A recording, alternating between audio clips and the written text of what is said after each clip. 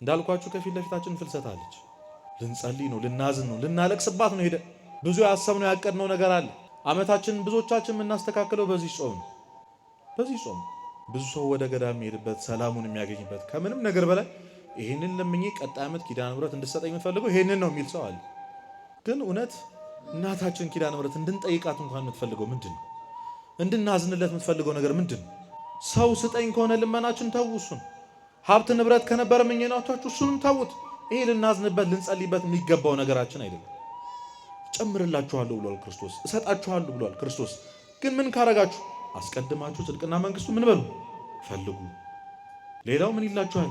ይጨመርላችኋል። ሰው ጽድቅና መንግስቱን ከፈለገ ካገኘ ሀብት ንብረት ትንሽ ነገር ስለሆነ የማይረባ ነገር ስለሆነ ለእግዚአብሔር አቅቶት እንዳይመስላችሁ፣ ሰስቶ እንዳይመስላችሁ፣ እኛን ስላልወደደ እንዳይመስላችሁ ከዛሽ ከመንግስተ ሰማያት መንገድ ስለሚያወጣን ራርቶልን እንጂ።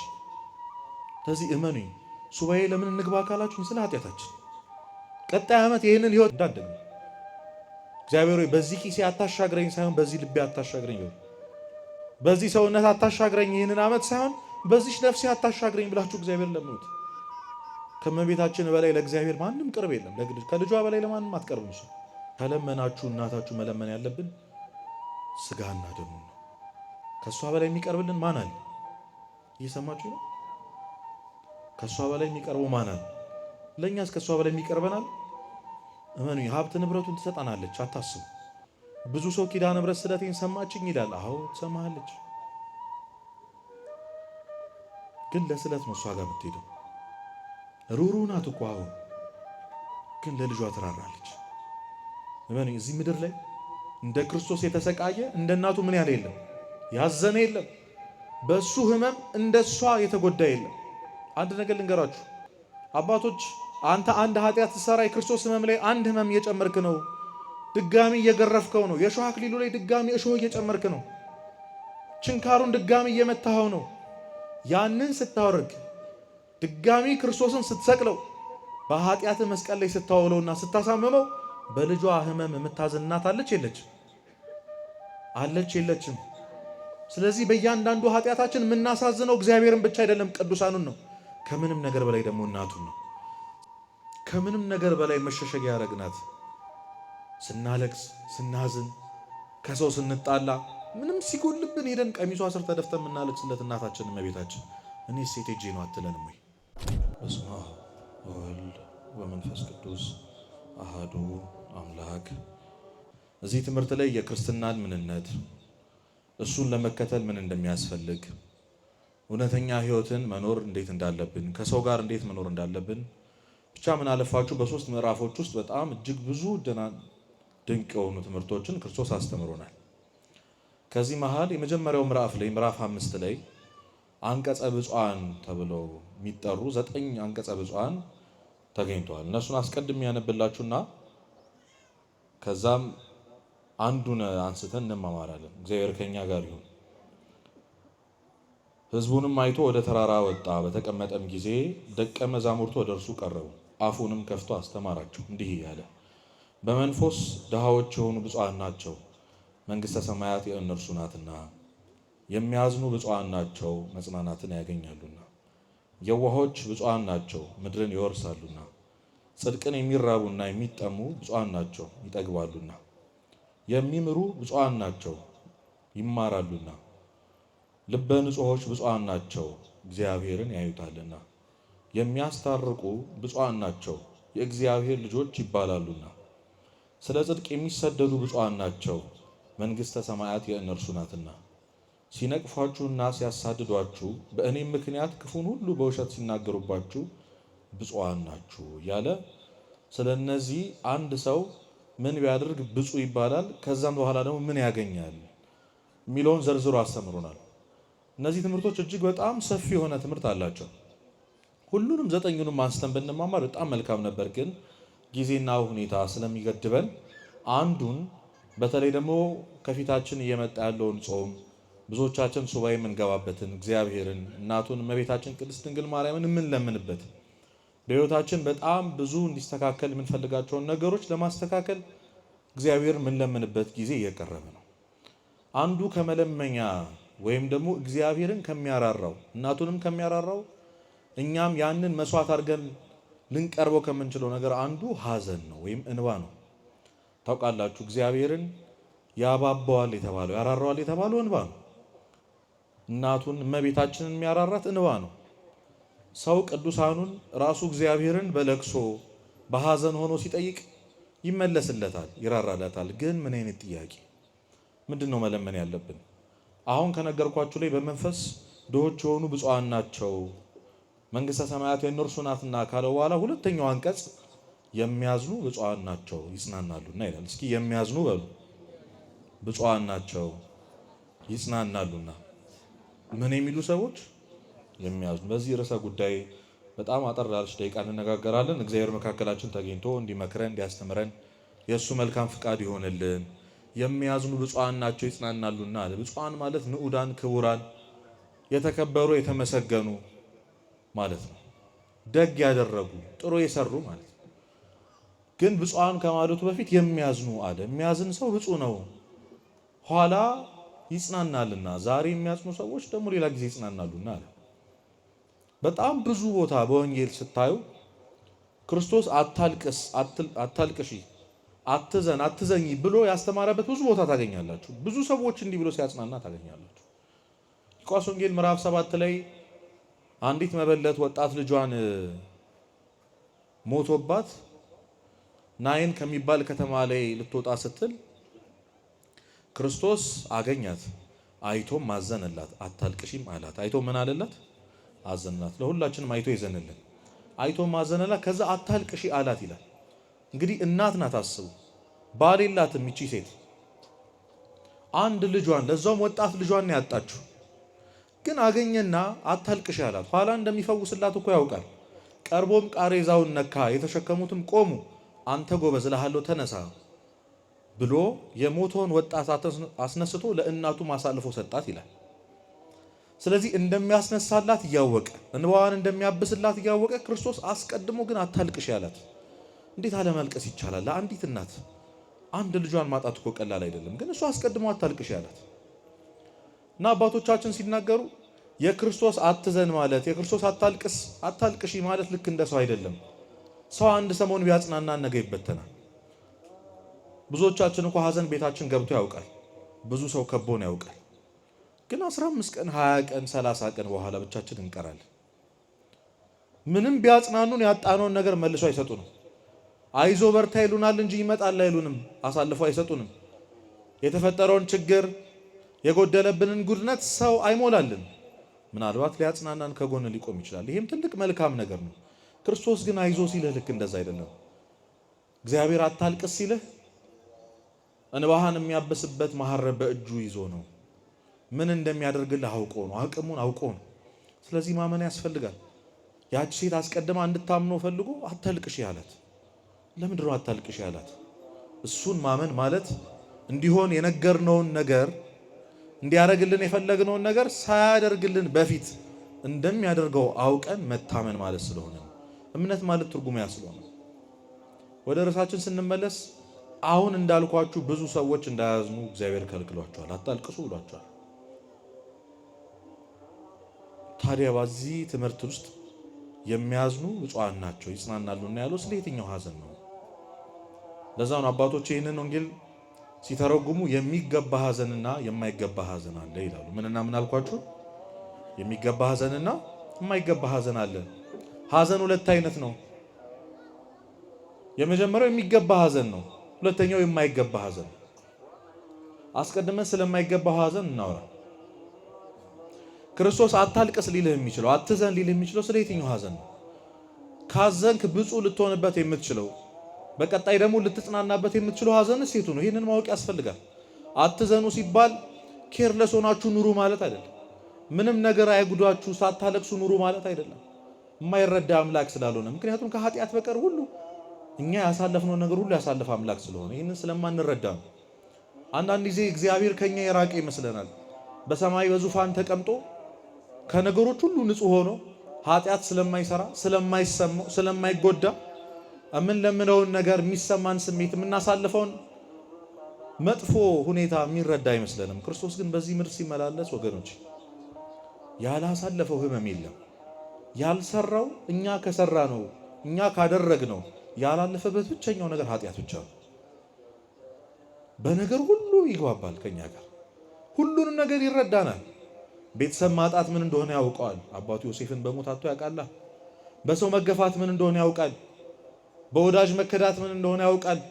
መገለል ምን እንደሆነ ያውቃል። አለመሰማት ምን እንደሆነ ያውቃል። እመኑኝ አሁን ከምናሳልፈው አሁን በዚህ ጊዜ ይህንን ቃል እግዚአብሔር በምንሰማበት ጊዜ እያሳለፍን ያለውን ህመም እግዚአብሔር የማይረዳችሁ እንዳይመስላችሁ፣ የማይረዳን እንዳይመስለን፣ ሁሉንም አልፎበት ያውቀዋል። አንዳንድ ጊዜ ሰዎችን ስንናገር አንተ ካላለፍክበት ሊገባ አይችልም፣ አንተ ካልሆንከው ሊገባ አይችልም ብለን እንናገራቸዋለን። እግዚአብሔር ግን ሆኖታል። ክርስቶስ ስለ እኛ ብሎ በኖረበት በስጋዊው ዘመን በኖረበት ጊዜ ሁሉንም ህመም አልፎታል። በድካማችን ሁሉም ይራራልን አምላክ ስለሆነ የሰውን ድካም አንተ ምን ትላለህ ተብሏል፣ ታውቃለህ ተብሏል። ስለዚህ ምን ሊያሳዝነን እንደሚችል ያውቃል። እንዲሁ ወደ ፈናው ብድግ ብሎ አትዘኑ አይልም ክርስቶስ። ደስተኛ የሆናችሁ ኑሩ፣ ሊጎዳችሁ የሚችል ነገር የለም የሚል አምላክ አይደለም። የሚያስተምረውን የሚናገረውን የሚያውቅ አምላክ ነው። ግን አታልቅሱ ያለን ስለ የትኛው ነው? እዘኑስ ያለን ስለ የትኛው ነው? ለዛ ነው የማይገባ ሐዘን ያለው።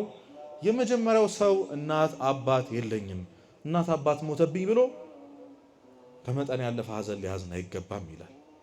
ማን የለኝም ብሎ ሰው እናትና አባቱን አጥቶ ካላዘነ ምን አጥቶ ሊያዝን ነው?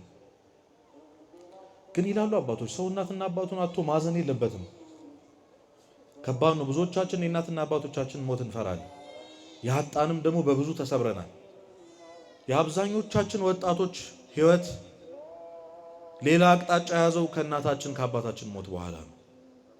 ምናልባት በህይወት ያሉልን ሰዎችን ደግሞ እጅግ በጣም እንሳሳላቸዋለን፣ እንራራላቸዋለን። ግን የለኝም ብላችሁ አትዘኑ። እናት አባት ሞተብኝ ብለህ ከልክ ያለፈ ሐዘን አትዘን ይላል። ሁለተኛ እህት ወንድም የለኝም ብለህ ደግሞ አትዘን፣ ዘመድ አዝማድ የለኝም ብለህ አትዘን ይላል። ብዙ ለቤቱ ብቸኛ የሆነ ሰው ባለበት ሁኔታ ውስጥ ጓደኛ የሌለው ሰው፣ እህት ወንድም የሌለው ሰው፣ የሰው እህት አይተን እህት ቢኖረን፣ የሰው ወንድም አይተን ወንድም ቢኖረኝ ብለን ተመኝተን አዝነን እናውቃለን። የሚደግፈኝ የሚራራልኝ አይዞ የሚለኝ ከጎኔ የሚቆም እኮ ዘመድ አዝማድ የለኝም። እገሌስ አጎቷ አለ፣ እገሌስ አክስቷ አለችላት፣ አባት እናቱ ሀብታም ናቸው እነሱ ይረዷቸዋል፣ እኔ ማን ይረዳኛል ብለን እናዝን ብዙ ሰዎች አለ። ስለሱም ልናዝን አልተፈቀደልንም። ሌላ ልጨምርላችሁ፣ ርስት ጉልት የለኝም ብላችሁ አትዘኑ ይላል መጽሐፍ ቅዱስ። ሀብት ንብረት የለኝም ብለህ አትዘን። ብዙዎቻችን የምናዝንበት ሐዘን የምንጎዳበት ነገር አትዘኑ ይላል። ከኛ እድሜ በታች ያሉ ሰዎች እኮ እንዴት አይነት የቅንጦት ህይወት እንደሚኖሩ እያየን ራሳችን እያወዳደርን ጨለማ ውስጥ ምን እያለቀስን ምንውል ሰዎች አለን። ከኋላ ተነስተው ከኛ በፊት የተማሩ ከኛ ኋላ የተማሩ ሰዎች በአንድ ጊዜ በአንድ ጀንበር ተለውጦ ያየናቸው ሰዎች፣ እገሌ መኪና እየነዳ፣ እገሌ እንደዚህ አይነት ስልክ እየያዘ፣ እገሌ እንደዚህ አይነት ቤት ውስጥ እየኖረ የገዛ ጓደኞች አጠገብ ያሉ ሰዎች ሁሉ በኑሮ የተሻሻሉ ናቸው። እኔ ብቻ ነኝ በታች። ለልጆቼ የማወርሰው ነገር እንኳን የለኝም። የምኖረው የቤት ኪራይ ውስጥ ነው። ተበድሬ ነው የምኖረው። የሰው ፊት እያየው ነው የምኖረው። በገንዘብ ምክንያት የማያዝን ሰው አለ በዚህ ዘመን? ከዛስ በላይ የምንመኘው ነገር አለ? እውነት እድሉን ስላላገኘን ነው እንጂ እነዛ በጣም የቅጦት ህይወት ነው የሚኖሩት። ስለ ሰው አያስቡም፣ ለሰው አይረዱም፣ ያላቸውን ገንዘብ በኃጢአት ነው የሚጠቀሙት ብለን የምናማቸውን ሰዎች እውነተኛ ያንን ገንዘብ ብናገኘው እንደዛ ነው ነበር። ለዛ ነው ቅዱስ ዮሐንስ አፈወርቅ በሰዎች ላይ አትፍረድ፣ አንተ እነሱ የሚሰሩትን ኃጢአት ያልሰራው እድሉን ስላላገኘ ነው አለ። ገንዘብ ቢኖረኝ ኖሮ ሰው አግዛለሁ፣ ሰው እረዳለሁ አትበል፣ እግዚአብሔር ስለሚያውቅ ነው ያልሰጠህ ብሏል። እና እናዝናለን፣ እንሰበራለን። እኔም አንድ ቀን ይወጣልኛል እንላለን፣ እንቆጫለን በጣም። ግን ክርስቶስ ተናገረ፣ ሀብት ርስት ጉልት የለኝም ብለህ አትዘን። ምን ማለት ነው? ሰው እናትና አባቱን አጥቶ ካላዘን፣ ሰው እህት ወንድም የለኝም ብሎ ካላዘን፣ ሰው ንብረት የለኝም ርስት የለኝም ጉልት የለኝም ብሎ ካላዘነ በምን ሊያዝን ነው ታዲያ? ቅድም ይረዳናል እያልከን አልነበር ወይ? በእነዚህ ምክንያቶች አትዘኑ ካለ እንግዲያውስ አትዘኑ ከማለት ይልቅ እነዚህን ችግሮች ቢያስተካክልና አይሻልም ወይ ልትሉ ይችላላችሁ። ግን እናት አባት የለኝም ብላችሁ አትዘኑ። እንደ እናት እንደ አባት ቅድስት ሥላሴ አሉና የሉም? ምእመናን አሉ። ስለሚመስለን እኮ ነው። በእናትና በአባቶቻችን ጥረት የተነሳ ያደግን ስለሚመስለን እነሱ ያሳደጉን እነሱ ያበሉን። አሁን እነሱ ናቸው። ግን እመኑኝ ወላጅነት ማለት የእግዚአብሔር ለልጆቹ ሞግዚት መሆን ማለት ነው። ወላጆች ካላችሁ ይህን ማወቅ አለባችሁ። ልጅህ ያንተ አይደለም፣ የማን ነው? የእግዚአብሔር ነው። እግዚአብሔር አደራ ያሰጥቶህ ነው። እግዚአብሔር አደራ ሰጥቶሽ ነው። ሞግዚት እንድንሆናቸው እንድንንከባከባቸው ከእግዚአብሔር ያገኘነውን ነገር ለነሱ እንድናረግላቸው ነው የመደበን። እና ሰው እናቴን አጣ ወሬ ሊሄድ ነው ይላል። እናት የሆነውን እግዚአብሔር ግን አይቶ ያውቅ። አባቴ እኮ በሕይወት የለም ማንም አጠገቤ የለም ይላል። ግን እንደ አባት ያኖረውን እግዚአብሔር አይቶ ያውቅ። እናት አባቶቻችን ያደረጉን ነገሮች እኮ በየጊዜው ያስታውሱናል። ለምን እንረሳለን? ያስታውሱናል። ያደረኩልህን አታውቅ እኔ ለአንተ ብዬ ብለው ተቆጥቷቸው ያውቁ። ብዙ ጊዜ የትኛውም ቤተሰብ እያንዳንዱ እያደረገልን ያለውን ነገር እያስታወሰ ነው የሚያደርግልን አብዛኛው። አዎ ቸር ናቸው እናትና አባቶቻችን። እግዚአብሔር ወላጆቻችን ይጠብቅልን። ግን ቢያንስ ያስታውሱናል። ቢያንስ ውለታ እንዳለብን እንዲሰማን ያደርጉናል። እኛም ይሰማናል። ለእናቴ መድረስ አለብኝ፣ ለአባቴ መድረስ አለብኝ፣ እንደዛ ሆነ አሳደገኝ፣ እንደዛ ሆነ አሳደገኝ እንላለን። እኛ በየደቂቃው በየሰከንዱ ምን ተነፍሰውን ትንፋሽ የሰጠን እግዚአብሔር ግን አንድ ቀን አሳቆን አያውቅም። ይሄን የምሰጥ እኔ ነኝ እሺ እያለ የሰጣችሁ እግዚአብሔር አለ። ታስታውሳላችሁ? እንደዛ ሲል እግዚአብሔር በእያንዳንዱ ትንፋሽ እግዚአብሔር እግዚአብሔር እንድትሉ አድርጓችሁ ያውቃል? አያውቅም። አባት ሲሆነን እስከ ዛሬ ከስንት ነገር ጠብቆ አሁን ላለንበት እድሜ ያደረገን እግዚአብሔር እሱ እንደሆነ እንድናስብ ራሱ አድርጎ አያውቅም። በፍቅር እንድንመጣ ብቻ ነው የሚፈልገው። ነፍጎ ማሳየት ይችል ነበር። ብዙዎች እኮ የጤናን ዋጋ ያወቁት ሲታመሙ ናቸው። ብዙዎች የገንዘብን ዋጋ ያወቁት ገንዘብ ሲያጡ ነው። ብዙዎቻችን የሰው ዋጋ ያወቅ ነው የቤተሰቦቻችን ዋጋ ያወቅ ነው ስናጣቸው። እግዚአብሔር የሰጠንን ነገር ከምንም ስለማንቆጥር፣ ስለማናስተውሰው፣ ስለማናመሰግነው ጭራሽ ከሰጠን በላይ እንዲሰጠን የምንፈልገውን ነገር ብቻ እንዲያሟላልን እግዚአብሔርን ስለምንፈልገው ግን እሱ አባትም እናትም ሆኖ አኖሮናል ቢገባን። ስለዚህ ሰው እናትና አባት የለኝም እናትና አባቴ ሞተብኝ ብሎ ማዘን አይችልም። የሰው ማን ስላለው እግዚአብሔር አለው። እግዚአብሔር አለኝ ማለት አለባችሁ። እግዚአብሔር አለኝ ማለት አለባችሁ። ሁለተኛው እህትና ወንድም የለኝም ዘመድ አዝማድ ጓደኛ የለኝም ብላችሁ አትዘኑ። በጣም ብዙዎቻችን በብቸኝነት ስሜት እንሰቃያለን። ለብቻ መሆንና ብቸኛ መሆን ይለያያል አይለያይም? ይለያያል። በጣም ብዙ ሰው እኮ በሰው ተከቦ ብቸኝነት ይሰማዋል። በሰው መከበብ አይደለም፣ ሰዎች አጠገባችን ስላሉ አይደለም የምናወራው፣ የውስጣችን የምንነግረው ሳይደክመው ሳይሰለቸው እየፈረደብን እንደሆነ አይነት ስሜት ሳይሰማን እንዳይሰማን እያደረገ የሚንከባከበው ሰው ብዙ ሰው እንፈልጋለን፣ ጓደኛ እንፈልጋለን። አብዛኞቻችን ግን የለንም። እኔ ብቻዬን ነኝ፣ እኔ ማንም የለኝም፣ ማለቅስበት ትከሻ የሚሰጠኝ ሰው የለም ብሎ ማያዝን የማይሰበር ሰው የለም። ብዙዎቻችን ህመማችን ለቅሷችን አይተው ዝም ብለውናል። ደህና ነህ ሆይ ለመባል ብለን ብዙ ነገር ራሳችን ላይ አድርገናል ተብለን ግን አናውቅ። እውነተኛ ጥያቄ የውስጥ ጥያቄ እንኳን ተጠይቀን አናውቅ። እንዴት ነህ ሲሉን እግዚአብሔር ይመስገን ካሉን በኋላ ጥያቄው አይቀጥልም። እውነት ግን ደህና ነህ ተብለን አናውቅ፣ እኛም ብለን አናውቅ። ውስጥ ግን ደህና ነው? እያሳለፍክ ያለው ከባድ ጊዜ ካለ አብሬ ልሸከም የሚል ጓደኛ አናገኝ። ብዙዎቻችን ያንን የሚያስብ ሰው ያዝናል፣ ይሰበራል። ብቻዬን ነኝ ብሎ የሚያስብ ሰው ከሁሉ ነገር ይገለላል። ይህንን ያሳለፈው ሰው በደንብ ያውቀዋል። በጣም ከባድ ስለሆነ ብዙ ሌሊቶችን ብዙ ጨለማዎችን ለብቻችን አሳልፈናል። ብዙ ከባባድ ቀናቶች ምንም እንዳልተፈጠሩ አልቅሰን ፊታችንን ታጥበን ምን ነበር እንዴት ዋልክ ሲባል ጥሩ ውሎ ነው ብለን ቤታችን ገብተን ተኝተን እናውቃል። ያለ ሰው ያለ ዘመድ ያለ ጓደኛ ያለፍናቸው ጊዜያቶች በጣም ብዙ ናቸው። ግን የሰበሩ በውስጣችን አምቀ ነው ያሳለፍነው ብዙ ህመም አለ።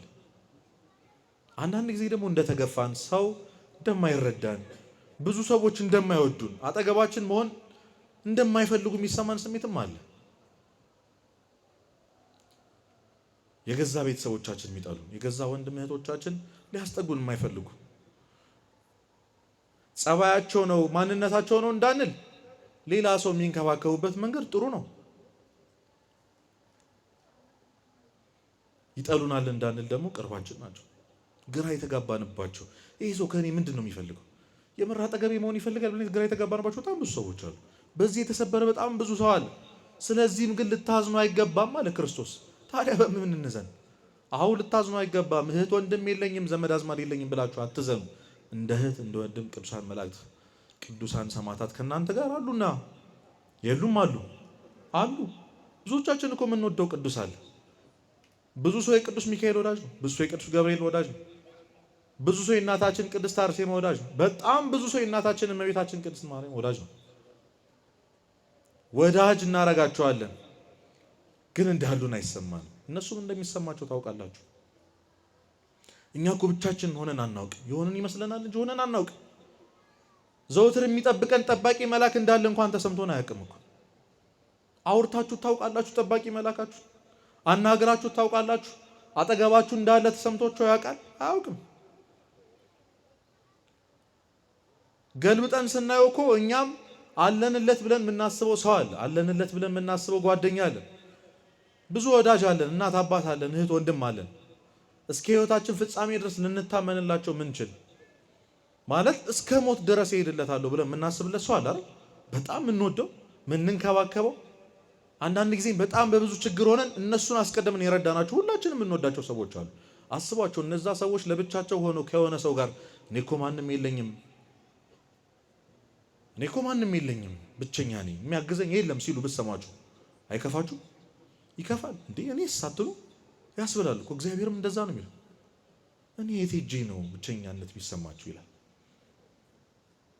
ዘወትር እንዲጠብቅ የምትለምነው ያ ቅዱስ መልአክ ወዳጅህ እኔ ሴት ሄዴ ነው ይላል። ከምንም ነገር በላይ መሸሸጊያ ያረግናት። ስናለቅስ፣ ስናዝን፣ ከሰው ስንጣላ፣ ምንም ሲጎልብን ሄደን ቀሚሷ ስር ተደፍተን የምናለቅስለት እናታችን እመቤታችን እኔ ሴት ሄጄ ነው አትለንም ወይ? በብዙ ጨለማ ውስጥ ስናልፍ አብሮን የነበረው እግዚአብሔር አይታዘብንም? ሰው ብቻውን ሊሆን አይችልም። ሰው እግዚአብሔር እስካለው ድረስ ምንም የለኝም ማለት አይችልም። ሰው እግዚአብሔር እስከወደደው ድረስ በሰው በመጣላቱ ሊከፋው አይገባም። ለምን? እግዚአብሔር ያለው ሁሉ ስላለው። እግዚአብሔር አለልኝ እንደማለት፣ ማንም ቢጣላኝ እግዚአብሔር ይወደኛል እንደማለት ትልቅ ተስፋ የሚሰጥ ነገር የለም። አታስታውሱም? ቅዱስ ዮሴፍን በ11ዱም ወንድሞቹ የሚጠላው አስቡት። በገዛ ወንድማችሁ በገዛ ቤተሰባችሁ መጠላት። ቤቱ ስትገቡ ምነው ባልገባ ምነው ባልመጣ አይነት ፊት እያያችሁ ስትኖሩ። ቅዱስ ዮሴፍ ግን የተረጋጋ ሰው ነበር። በጣም በፍቅር ነበር የሚያናገራቸው። ያየውን ህልም እንኳን እየሄደ በጣም በደስታ ይነግራቸው ነበር። እነሱ ግን ጥላቻቸው ይጨምር ነበር። ገና ከሩቅ ሲያዩት በጣም ርቦት በጣም ተጠምቶ ለነሱ የተላከውን ስንቅ ከሚበላ ብሎ ታምኖላቸው ስለሚወዳቸው ለወንድሞቹ ለዛው ለሚጠሉት ወንድሞቹ መንገድ ጠፍቶት ተንከራቶ ሲያገኛቸው ወንድሞቼን አገኘው ረቧቸው ነበር ሊበሉ ነው በእኔ ምክንያት ብሎ ሲደሰት፣ እነሱ ግን ከሩቅ ሆነው ሊገሉት ይማከሩ ነበር። አንድ አባት ሲናገር ይሄ መንገድ ፍቅር ወደ ጥላቻ ያደረገው ጉዞ ነው ይላሉ። ፍቅር ወዴት ያደረገው? እነሱ ሊገሉት እያሰቡ እሱ ሊያበላቸው ወደ እነሱ ይሄድ ነበር። የገዛ ወንድማችን ደም እጃችን ላይ ከሚፈስ ብለው ልብሱን ገፈው ወደ ጉድጓድ ጣሉት። አስቡት፣ እንደዛ የራበው ስለነሱ ብሎ ያልበላው ዮሴፍ ጉድጓድ ውስጥ ተኝቶ በጨለማ ውስጥ፣ እነሱ ግን አርደው እየተሳሳቁ ይበሉ ነበር። ያንን ድምጻቸውን ይሰማ ነበር። ዮሴፍን ታሪክ እንግዲህ አልጨርስላችሁም፣ ታውቁታላችሁ። መጨረሻ ላይ እነሱን የመበቀል አቅም እንኳን አግኝቶ ስለ ናፍቆታቸው ተሸሽጎ ሲያለቅስ ታዩታላችሁ። ናፍቀውት እንደዚህ ያደረጉት ወንድሞቹ። ይህን ሁሉ ጥንካሬ ያገኘው ለምን ይመስላችኋል? መጽሐፍ ቅዱስ አስቀድሞ መጀመሪያው ምዕራፍ ላይ ምን ብሎ እንደሚናገር ታውቃላችሁ? አባቱ ያዕቆብም እስራኤልም ልጁን ዮሴፍን ከልጆች ሁሉ አብልጦ ይወደው ነበር። ከማን አብልጦ? ምን ይለው ነበር? እየሰማችሁኝ ነው? አብልጦ ይወደው ነበረ። ስለዚህ አባቱ ይወደዋል። ያዕቆብ ከልጆቹ ሁሉ አብልጦ ይወደዋል። ለሌሎቹ ከሚያደርገው ነገር የተለየ በላይ ለዮሴፍ ያደርግለታል። ለዮሴፍ ግድ የሚሰጠው የወንድሞቹ ፍቅር አይደለም፣ የአባቱ ፍቅር ነው። አባቱ ስለሚወደው ወንድሞቹ ቢጠሉት ምንም አይመስለውም። አይመስለውም። ማንም ቢጠላን ማን ይወደናል? እግዚአብሔር ይወደናል። ሺህ ጊዜ ብንበድለው ሺህ ጊዜ የሚምረን አምላክ ትተነው ሄደን በስሜት ያስቀየምነው የተናገርነው አንተ አትወደኝም እኔማ የእንጀራ ልጅ ነኝ ብለን ያማረረውን አምላክ ስሜታችን ረገብ ሲል ጌታ ያረ አንተ ማን አለኝ ብለን ስንመጣ አባሮን ያውቃል? አያውቅም። ዛሬ እዚህ ቤተክርስቲያን ስገቡ ደጅ ላይ ምንም እንዳላረገ ሰው አይንን በጨዋጥ በመጣ አይደል ብሏቸዋል? አላለም። ሰው እኮ ቢምር ከሁለት ጊዜ አያልፍ። በሶስተኛው በአራተኛው ወይ በሰባተኛው እንደው ታግሶ ቢምረን እንኳን በየደቂቃው ያስታውሰናል የሰራነው ስህተት። ላስታውስህ እንዲህ ቅርብ ይሄ እኮ ነው ያደረግከውን የረሳሁልህ እንዳይመስልህ የሚል ሰው ነው ያለው። ታውቃላችሁ። እግዚአብሔር ግን ታማኝ ነው። ለዚህ አንድ ጊዜ ፍቅሩ እየሞቀ ፍቅሩ ለሚቀዘቅዘው የሰው ልጅ ብለን የሚወደንን ዘወትር አይኑን ከኛ ላይ የማያነሳውን እግዚአብሔር ረስተን እንጨነቃለን፣ እናዝናለን። ሰው የለኝም እንላለን። ከሰው በላይ ግን እግዚአብሔር አለልን። ከሰው በላይ ቅዱሳን መላእክት አሉልን። ከሰው በላይ ስጦታ አድርጎ የሰጠን እመቤታችን አለችልን። እነሱን አይንሳን እግዚአብሔር። እነሱን ከፊታችን ዞር አያርግብን። ቅዱሳን ባይኖሩ እንዴት እንሆን ነበር? ቅድስት አርሴማ ባትኖር እንዴት እንሆን ነበር? እንዴት እንሆን ነበር? ቢገባን እንዴት አብረውን እንዳሉ ሊጠብቁን እንዴት የታመኑ እንደሆኑ ቢገባችሁ አንድ ጊዜ እግዚአብሔር ከስንት አደጋ እነዚህ ቅዱሳን እንደጠበቁን ብታውቁ አንድ ጊዜም ቢሆን የብቸኝነት ስሜት አይሰማችሁም ነበር። ስለዚህ ሰው እህት ወንድም የለኝም እያለ ሊያዝን አይገባም። እንደ እህት እንደወንድም ቅዱሳት መላእክት አሉልንና ራሱ እግዚአብሔር አለልን እንደ ጓደኛ። የመጨረሻው ሰው ርስት ጉልት የለኝም ብሎ ሊያዝን አይገባም። ሰው ሀብት ንብረት የለኝም ብሎ ሊያዝን አይገባም። እንደ ሀብት እንደ ርስት እንደ ጉልት እግዚአብሔር የሰጠን መንግስተ ሰማያት አለችልን። ስለማይገባን እኮ ነው አሁን ያለን ነገር የሚያልፍ አይመስለንም። ብዙዎቻችን እኮ አሁን እየኖርን ያለነውን ህይወት አሁን በእጃችን የያዝነውን ስልክ ልጅ እያለን እኮ ተመኝተን እናውቃለን። አሁን የለበስነውን ልብስ ተመኝተነው እናውቃለን፣ ስናገኘው ቀሎብን እንጂ። በእርግጠኝነት ብዙዎቻችን የጸለይንበትን ህይወት ነው የምንኖረው ሌላ ስለምንፈልግ እንጂ ፍላጎታችን ምኞታችን ስለማይበቃ የምኞታችን መቃብር የሚደረስበት አይደለም። ሰጠን አሁንም እንለምነዋለን፣ ሰጠን እንለምነዋለን። የገሌን አይነት እንለዋለን። እግዚአብሔር እንደ ጎረቤት ልጅ የሚያወዳደር ይመስል ለአንዱ ሰጥቶ ለአንዱ እምቢ ይል ይመስል ፍትሃዊ ለምን አትሆንም ብለን እናማራለን። ዛሬ ሶሻል ሚዲያ ላይ የምናየውን ነገር እያየን ብዙዎቻችን ራሳችን ታመናል፣ ራሳችንን ወቅሰናል፣ ራሳችንን ጠልተናል። አይተነዋል። ብዙዎች በማይሆን ነገር እኮ ዝነኛ ሆነው እናቱን ሲያኮራ ለአባቱ የሆነ ነገር ሲገዛ አሳይተውናል። እነሱም አያፍሩም፣ እነሱም አይራሩም ለሌላ ሰው። የማንን ልብ እንደሚሰብር ስለማይገባቸው አዎ ለእናትህ እኮ ጥሩ ነገር አድርግላት፣ ግን ለምን ለሰው ታሳያለህ? ስራቶ ቤት ውስጥ የእናቱን ሽሮ እየበላ ያለው ወጣት ምን ይሰማዋል ብለህ አታስብም ወይ? እዚህ ውስጥም ካላችሁ ይሄን የምትሰሙ ሰዎች ካላችሁ ኮንተንት ክሬተሮች ካላችሁ ስሙ ይሄንን። ማንም ሰው ሀዘኑን አያሳየህም። ማንም ሰው ስብራቱን አያሳየህም። ማንም ሰው ሲያለቅስ ቪዲዮ ቀርጾ አይልክልህም፣ አይፖስቶ። ማንም ሰው የሚያስጠላውን የቆሸሸውን ልብስ ፎቶ ተነስቶ ማንም ሰው ፖስት አያደርገውም። እመኒ ዛሬ አብረን እንዋል ብለው በጣም ጥሩ ውሎ የሚያሳያችሁ ሰዎች እመኑኝ ወይ በአመት አንዴ ወይ በወር አንዴ የሚውሉት ውሎ ነው። እንዳይመስላችሁ፣ እንዳትሸወዱ ወጣቶች። የእነሱን ህይወት እያየ ከራስ ጋር እያወዳደርክ አትሰበር። ገና በ20 ምናምን አመቱ መኪና እኮ ገዛ ብለህ አትሰበር። እግዚአብሔር ላንተ ቀን አለው። ምናልባትም አያስፈልግ ይሆናል እሱ ቆርቆሮ፣ ምናልባት መጥፊያም ሊሆን ይችላል። እግዚአብሔር ከምንም ነገር በላይ ማንም በልቡ አስቧት የማያውቅ ማንም በአይኑ አይቶት ጆሮ አይሰማውን ቦታ ያዘጋጅቶልሃል። ሄደ ለዘላለም ደስተኛ የምትሆንበት ማንም ስለፈለገ የማይገባባት ዋጋ የምታስከፍል የደም ዋጋ የምታስከፍል ቤት አዘጋጅቶልሃል። እግዚአብሔር አዘጋጅቶልሻል። ስለምን በሚጠፋው ምስጥ በሚበላው አፈር በሚበላው ንብረት ብላችሁ ራሳችሁን ትጎዳላችሁ? ራሳችሁን ከእግዚአብሔር ስለምን ታረቃላችሁ? ይሄ ነገር ካልተገዛልኝ ብለህ እናት አባትህን ለምን ታስጨንቃል? ለምን ራሳችሁን ታጠፋላችሁ? እንደዚህ ሆኖ ከመኖርማ መሞት ነው ብለህ ለምን ራስን ትገላለህ? ቢሆን እግዚአብሔር ያደርግልሃል፣ ቀን አለው፣ አንተም ጠብቅ። ባይሆን ደግሞ አትጓጉለት ለዚህ ዓለም ንብረት። ምክንያቱም እኮ ተናግሯል፣ ሰው ዓለምን ሁሉ ቢያተርፍ ነፍሱን ግን ቢያጎድል ምን ይጠቅመዋል? አይደል? ዓለምን ሁሉ ቢያተርፍ ማለት ነው ማለት ነው። ዓለምን ሁሉ ያተረፈ ንጉሥ እኮ ጻፈልን ንጉሥ ሰለሞን። ደስታን ፈተንኩት አለ። ደስታ በሚገኝበት በሁሉ ቦታ ዞረ። ያልገዛው ያላደረገው ነገር የለም። ኃጢአት ሳይቀር ደስተኛ ሊያደርጉ የሚችሉ ነገሮችን አደረገ። ንጉሥ ሰለሞን አስቡት፣ ንጉሥ ነው። እመኑኝ፣ አሁን ምንም ደረጃ ላይ ለመድረስ ብንመኝ ንጉሥ ሰለሞን የነበረበት ደረጃ ላይ አንደርስም። እንደርሳለን? ምንም ብትጣጣር ንጉሥ አንሆንም። ብንሆን እንኳን ንጉሥ ሰለሞን የነበረውን ሀብት ንብረት አይኖርም። ኖሮ እንደው የእሱ አይነት ንብረት በቃ አሳካ ነው ብንል የእሱ አይነት ጥበብና እውቀት አይኖረንም።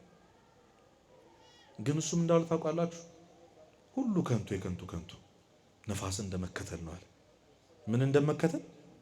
ነፋስን እንደመከተል ነው። አንድ ጓደኛዬ ሲከፋኝም ደስ ይለኝም መጽሐፈ መክብብን አነባለሁ አለ። ምን ነው ስለው ሁሉ ከንቱ እንደሆነ ስለሚነግረኝ።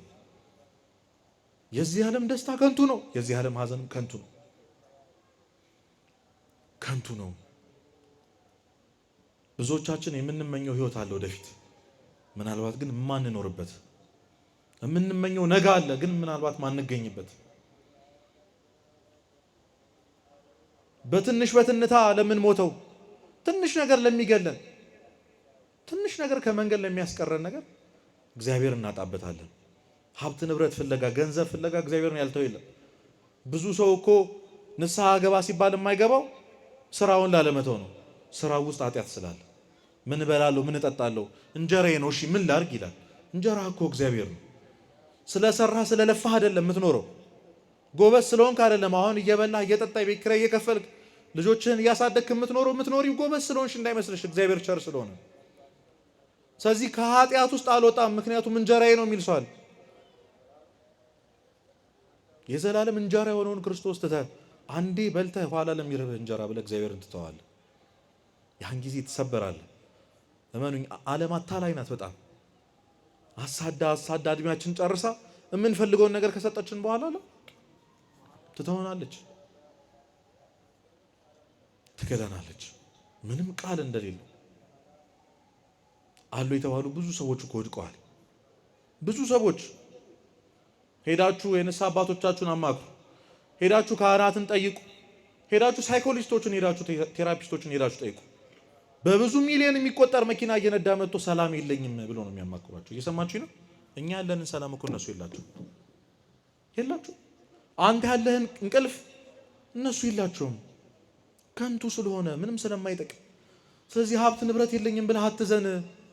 ተስፋ አድርጋት ያቺን መንግስተ ሰማያት፣ መራብ የሌለባትን ማዘን የሌለባት ያን ራሱን ኢየሱስ ክርስቶስን ተስፋ አድርገው። መንግስተ ሰማያት በመካከላችሁ ናት ተብሏል እኮ። እሱም ራሱ ጌታችን መድኃኒታችን ኢየሱስ ክርስቶስ ነው። እሱ እንድናገኝ እግዚአብሔር ይርዳን። ስለዚህ አትዘን። በዚህ በእናት አባት ሞት አትዘኑ። እህት ወንድም በማጣት ጓደኛ በመጣት አትዘኑ። ከምንም ነገር በላይ ምንም የለኝም ብላችሁ አትዘኑ። እግዚአብሔር ማንም በነፃ ሊያገኛት የማይችላትን መንግስተ ሰማያት ሄዶ አዘጋጅቶልናል። እንወርሳታለን እሷን።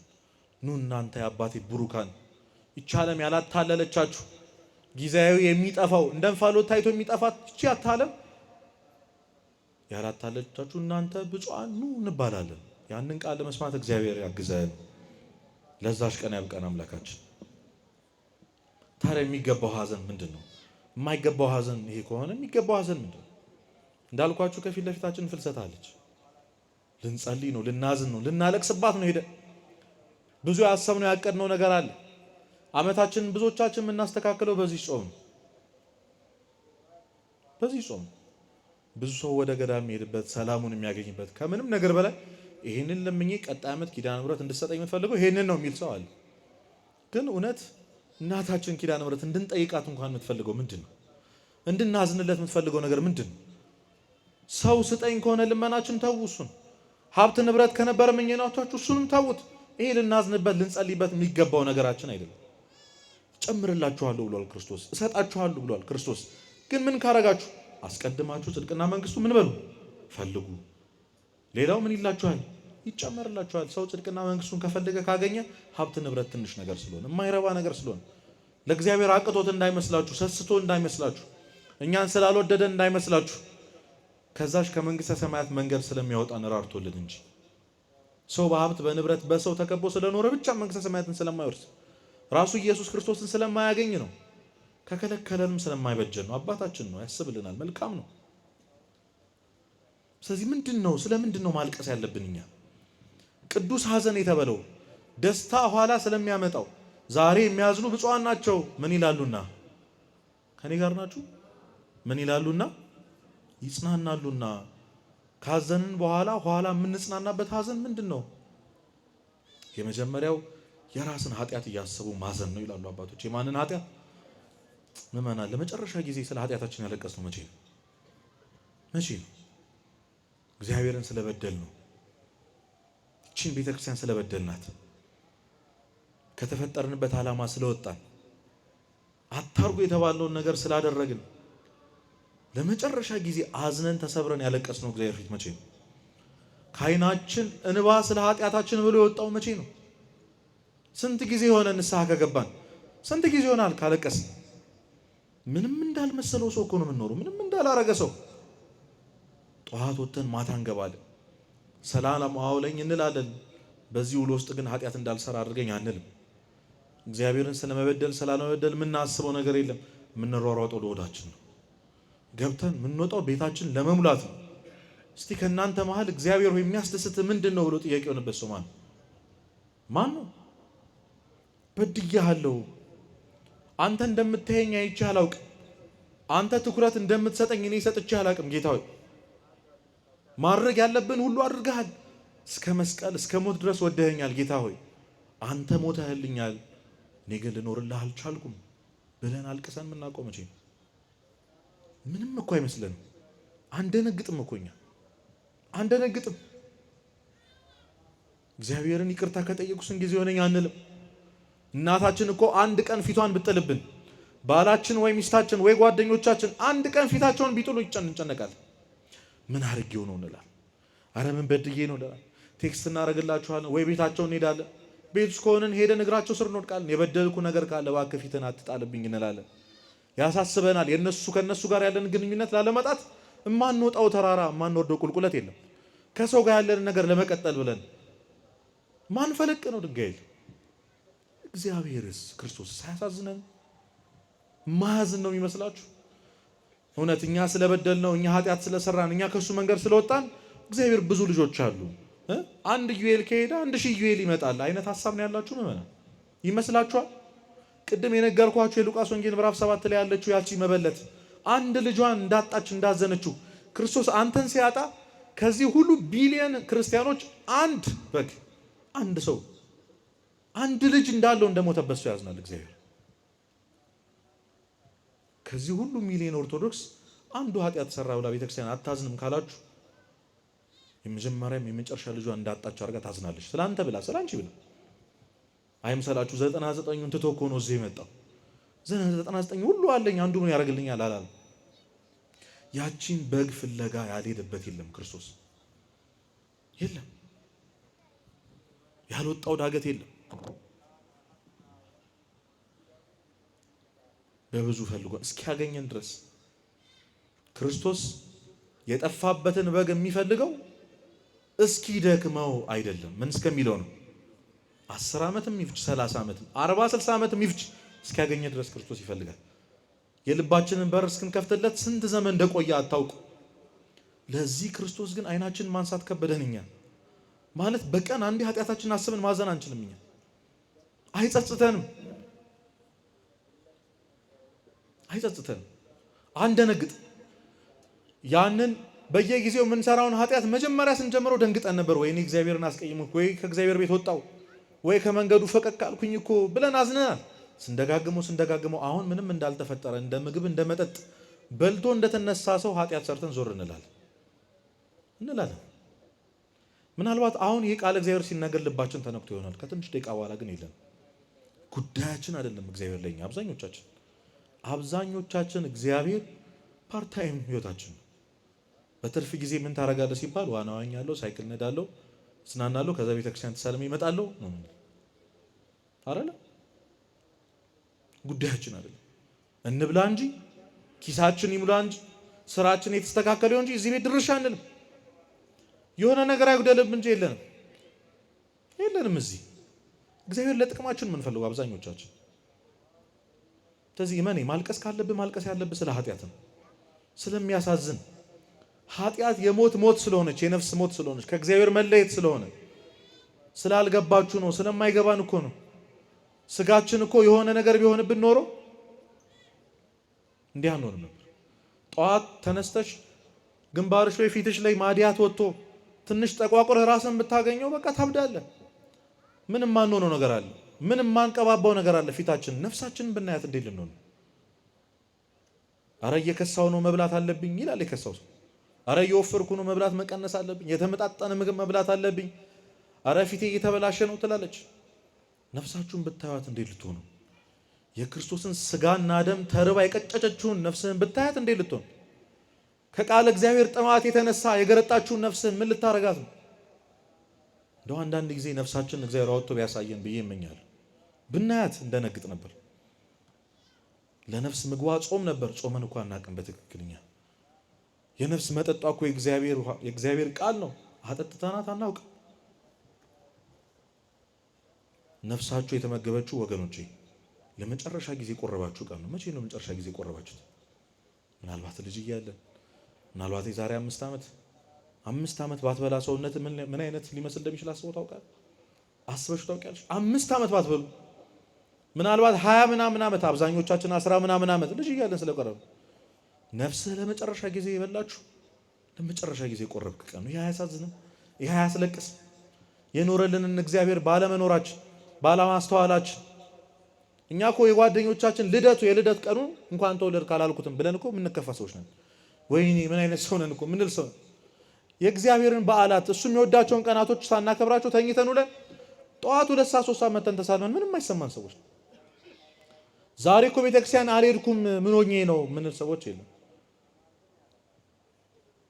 ስራ መቅረት ግን በጣም ያሳስበናል። ለምን? ገንዘብ ስላለው። እግዚአብሔር ግን ህይወቱን ነው የሰጠ። እግዚአብሔር ህይወቱን ነው የሰጠ። ስለዚህ እመኑኝ፣ ሱባኤ ለምን እንግባ ካላችሁኝ ስለ ኃጢአታችን ቀጣይ ዓመት ይህንን ህይወት እንዳንደግም እግዚአብሔር ሆይ በዚህ ኪሴ አታሻግረኝ ሳይሆን በዚህ ልቤ አታሻግረኝ በሉ። በዚህ ሰውነት አታሻግረኝ ይህንን ዓመት ሳይሆን በዚህ ነፍሴ አታሻግረኝ ብላችሁ እግዚአብሔር ለምኑት። ከመቤታችን በላይ ለእግዚአብሔር ማንም ቅርብ የለም። ከልጇ በላይ ለማንም አትቀርብም። እሷ ከለመናችሁ እናታችሁ መለመን ያለብን ስጋና ደሙን ነው። ከእሷ በላይ የሚቀርብልን ማን አለ? እየሰማችሁ ነው? ከእሷ በላይ የሚቀርበው ማን አለ? ለእኛስ ከእሷ በላይ የሚቀርበናል? እመኑ፣ ሀብት ንብረቱን ትሰጠናለች፣ አታስቡ። ብዙ ሰው ኪዳነ ምሕረት ስለቴን ሰማችኝ ይላል። አዎ ትሰማሃለች፣ ግን ለስለት ነው እሷ ጋር የምትሄደው። ሩሩ ናት እኮ አዎ፣ ግን ለልጇ ትራራለች። እመኑ፣ እዚህ ምድር ላይ እንደ ክርስቶስ የተሰቃየ እንደ እናቱ ምን ያለ የለም፣ ያዘነ የለም። በሱ ህመም እንደሷ የተጎዳ የለም። አንድ ነገር ልንገራችሁ አባቶች፣ አንተ አንድ ኃጢአት ስትሰራ የክርስቶስ ህመም ላይ አንድ ህመም እየጨመርክ ነው። ድጋሚ እየገረፍከው ነው። የእሾህ አክሊሉ ላይ ድጋሚ እሾህ እየጨመርክ ነው። ችንካሩን ድጋሚ እየመታኸው ነው። ያንን ስታወርግ ድጋሚ ክርስቶስን ስትሰቅለው በኃጢአት መስቀል ላይ ስታውለውና ስታሳምመው በልጇ ህመም የምታዝን እናት አለች የለችም? አለች የለችም? ስለዚህ በእያንዳንዱ ኃጢአታችን የምናሳዝነው እግዚአብሔርን ብቻ አይደለም ቅዱሳኑን ነው፣ ከምንም ነገር በላይ ደግሞ እናቱን ነው። ስለዚህ ኪዳነ ምሕረትን የምንወዳት ከሆነ እውነት ልታረግልን የምትፈልገው ነገር ካለ ማድረግ ካለባትም የልጇን ስጋና ደም እንድትሰጠን እሱ ይቅር እንዲለን እንድታማልደን ማድረግ ያለብን። እመኑኝ፣ ያንን ነው መጠየቅ ያለብን። እሷን ስለ ኃጢአታችን ነው ካለቀስን ማልቀስ ያለብን። ማዘን ያለብን ስለ እሱ። ልጅሽን መበደል እሱን በድዬ አንቺን ማሳዘን በቃኝ። አዎ እወድሻለሁ፣ አዎ አከብርሻለሁ፣ አዎ እዘክርሻለሁ፣ እናቴ እጅግ በጣም እወድሻለሁ፣ ግን ልጅሽን ምን እንደወደድሽ እሱ የሚወደውን አይነት ህይወት እንድኖር እርጅኝ ማለት ያስፈልጋል። እስከ መቼ ነው እንደዚህ የምንኖረው? መቼ ነው ንስሐ የምንገባው? መቼ ነው የምንቀበለው? ሰው እንዴት ዳን ተብሎ ይለመናል? ሰው እንዴት እሳት አይብላ እባክህ ተብሎ ይለመናል? ቢገባችሁ ስለኛ ስንቴ እንደለመነችው ቢገባችሁ፣ ስንቴ እንዳማለደች፣ ስንቴ እንዳስታረቀችን።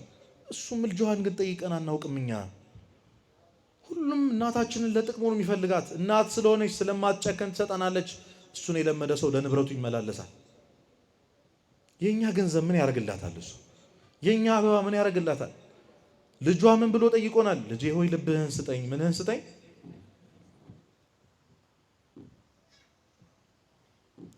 ምንህን ስጠኝ?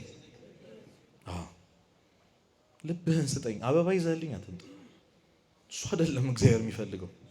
የሚቃጠለውን መስዋዕት እግዚአብሔር ምን አይልም አይወድም ተብሎ የሚወደውስ የተሰበረ ልብ ነው። ልብ ተሰብሯል? ልብሽ ተሰብሯል? ስለዚህ ካዘንም ከተመኘንም አስቀድማችሁ ጽድቅና መንግስቱ እሹ ተብለናል። ሌላው ይጨመርላችኋል ተብለናል። የሚጨመረውን ነገር ትተን የሚያስፈልገን ነገር እንጠይቀው እግዚአብሔር። እንጠቀመው ይህንን ሱባኤ ለትክክለኛው ጸሎት፣ ለትክክለኛው ለቅሶ፣ ለትክክለኛው ሀዘን እንጠቀመው። እዚህ ምድር ላይ ማግኘት ከምንችለው በላይ ትልቁ ነገር እንደው ማግኘት ካለብን ማግኘት ያለብን ትልቁ ነገር የጌታችን ስጋና ደም ነው።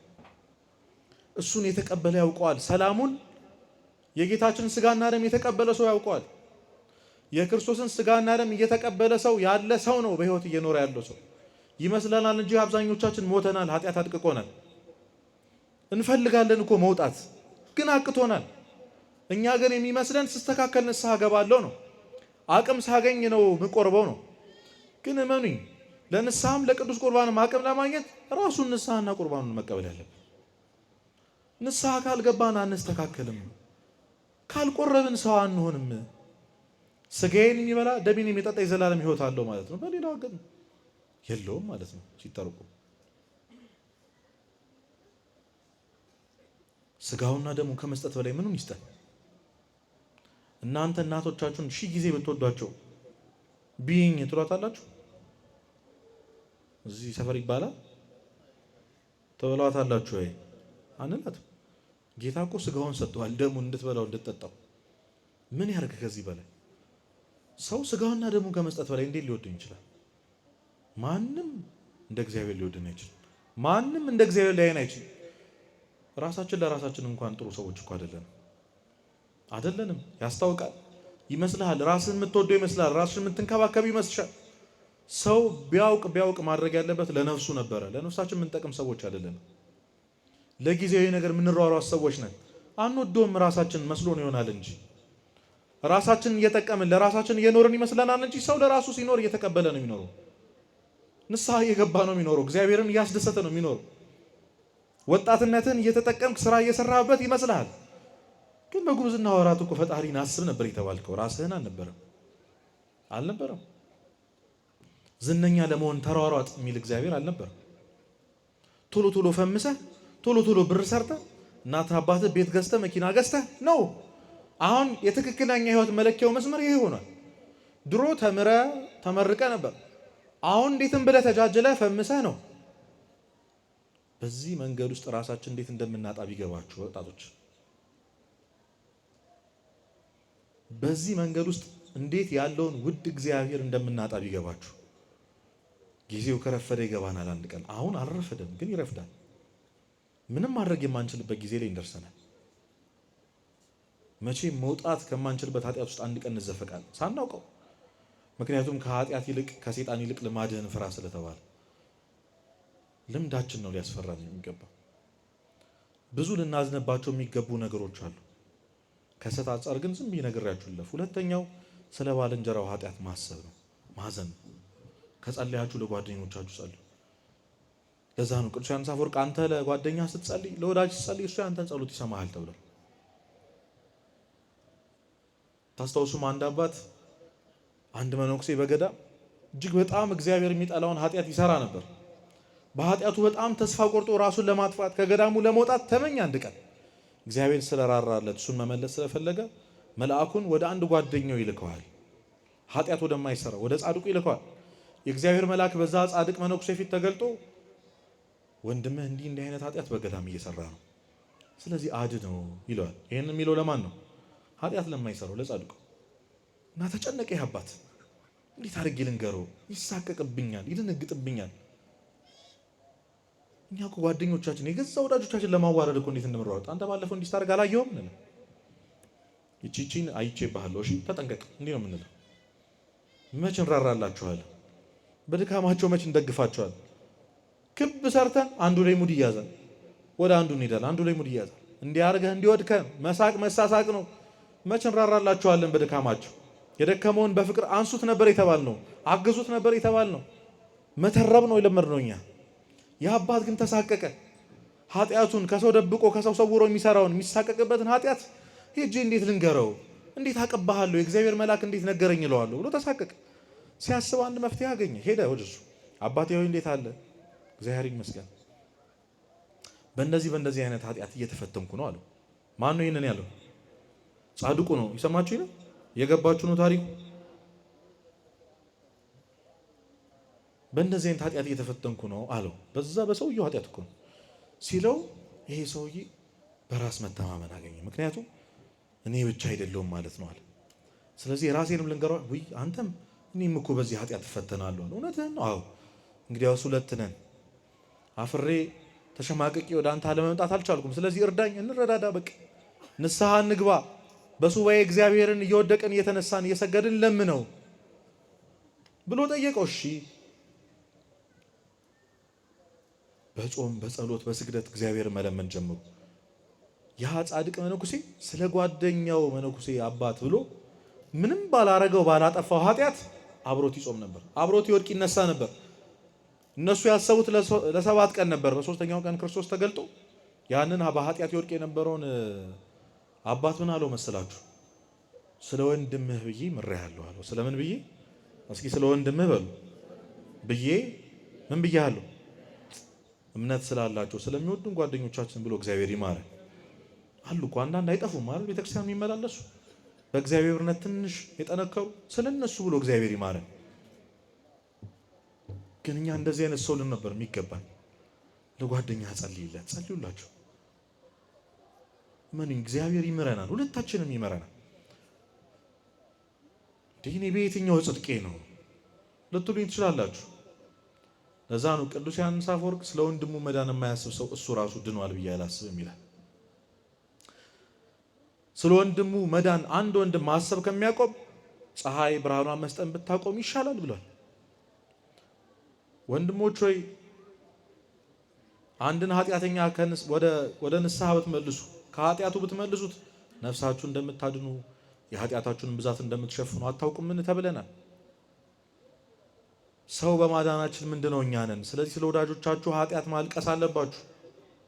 ስለምናቆም ስለማናቆም በሱስ ስለሚሰቃዩት መውጣት እየፈለጉ መውጣት ስላቃታቸው ስለዛ ኃጢአት ስለነዛ ወዳጆቻችን መጸለይ ያለብን ከመፍረድ ይልቅ እነሱን ወደ ታች ከመቅበር ይልቅ ልንጸልይላችሁ ልናለቅስላችሁ የሚገባ እነዚህ ሰዎች ይጽናናሉ ተብሏል።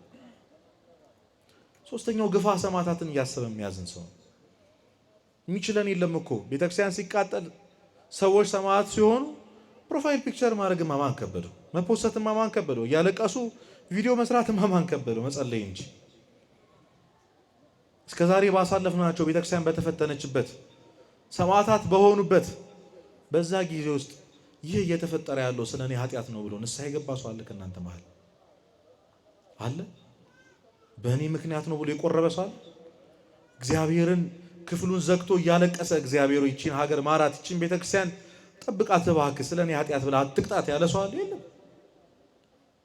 ማዘን አይደለም ቁጥሩ ነው የሚያሳስበን። ይሄን ያህል ሰው ሞተ፣ ይሄን ያህል ሰው ሞተ የሚለው አይ ምናምን ብለን ሼር እናረጋለን፣ ፖስት እናረጋለን፣ ፕሮፋይል ፒክቸር እናረጋለን። ይሄው ይረሳል። አናለቅስም። ግፋ ሰማዕታትን እያሰቡ ማልቀስ ያስፈልጋል፣ መጸለይ ያስፈልጋል። ከገባን ይቺን ቤተክርስቲያን ከፍ እንዲያደርግልን እንዲጠብቅልን ነው ማልቀስ ያለብን። በዚህ ሱባኤ መለመን ያለብን ሀገራችንን ሰላም እንዲያደርግልን፣ ይቺን ቤተክርስቲያን እንዲጠብቅልን። ከምንም ነገር በላይ የከበረው ትልቁ ሐዘን የጌታችን የመድኃኒታችን ኢየሱስ ክርስቶስን መከራ እያሰቡ ማዘን። እኛ ታውቃላችሁ በዓመት 1 ሳምንት ነው የጌታን መከራ የምናስበው። እሱ ሕማማት ላይ ትዝ የሚለን እሱ ነው። እንደው ተሳስተን ፊልሙንም ካየን ነው የምናዝነው። በልምድ ነው የምናሳልፈው። የሕማማት መዝሙሮች እየሰማን እያለቀስን 1 ሳምንት ነው የምንታመመው። ሌላ ጊዜ መች ትዝ ብሎን ያውቃል? ስነ ስቅለቱን አይተን አልቅሰን መች እናውቃለን? እግዚአብሔር እኮ በዓመት 1 ሳምንት እንድናስበው ወይ ዓርብን ብቻ እንድናስባት አይደለም የሞተልን አይደለም። ብናስብማ እንደዚህ ኃጢአተኞች አንሆንም ነበር። እንደዚህ እግዚአብሔርን አንተውም ነበር። ደከመኝ ሳለቸኝ ሳትል እየሰራህ ያለው እኮ እናቴ እንዴት ሆነ አሳድገኝ የሚለው ሐሳብ ከጭንቅላት ስለማይወጣ ነው። አባቴ እንዲሆኑ አሳድጎኝ እኔ እንዴት ሰንፋለሁ ብሎ ጠዋት ወጥቶ ማታ የሚገባ ሰው አለ።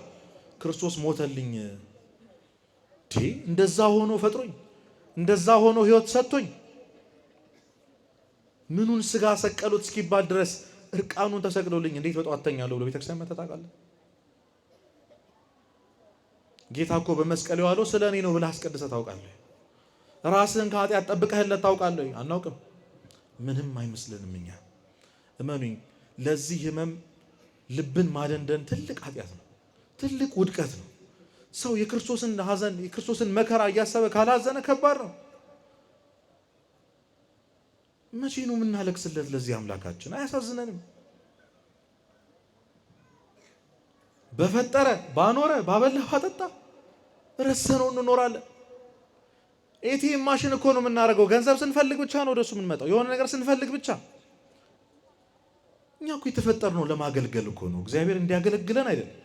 እግዚአብሔር እኮ የቤት ሰራተኛ አይደለም። የምንፈልገውን ነገር ሁሉ የምናዘው ይመስለናል። አንዳንድ ጊዜ ሮቦት ነው እንዲመስላችሁ እግዚአብሔር።